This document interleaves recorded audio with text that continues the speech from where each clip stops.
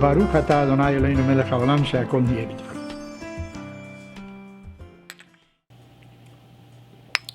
A few days ago, I read an essay by somebody by the name Moshe Bain.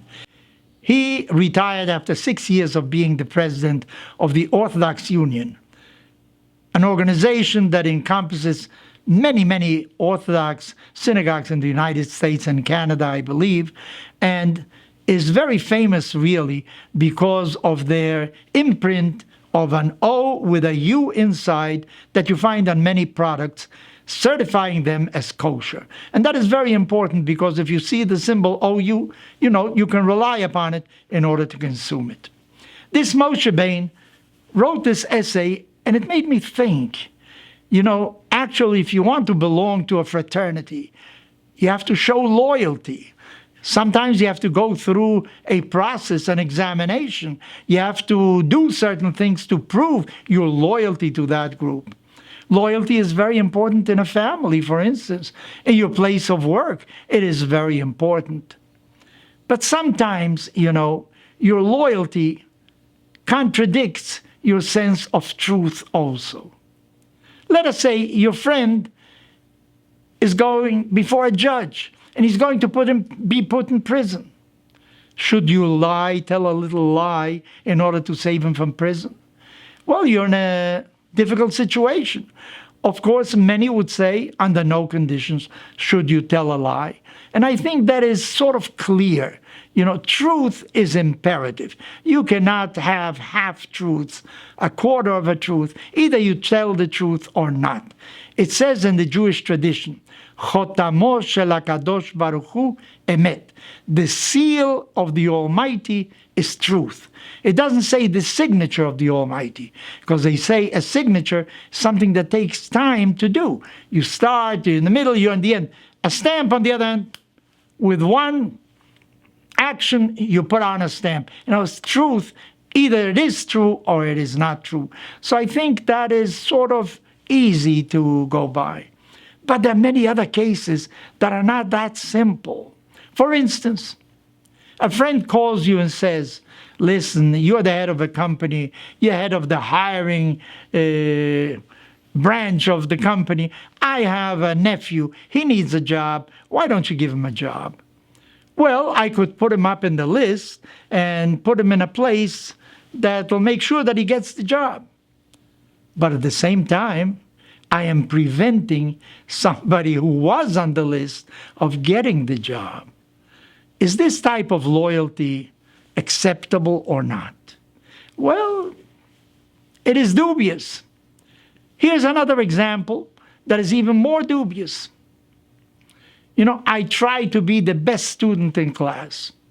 And there are so many places in medical school. This medical school is going to accept 20 people. By making extra effort, I will make sure that I'm one of the 20. But if one of the 20, the one that was going to have my place will no longer have it because I made greater effort. Now, doing this, is this moral or is it not? Am I being disloyal to my friend by studying harder in order to make sure that I get into medical school instead of him or not? Well, personally, I think that I should have the ability to make greater effort and go in. Am I being disloyal to him? I don't mean it that way. What I mean is that I want to have access to medical school. But on the other hand, he may feel that I am displacing him. This is what happened in Nazi Germany.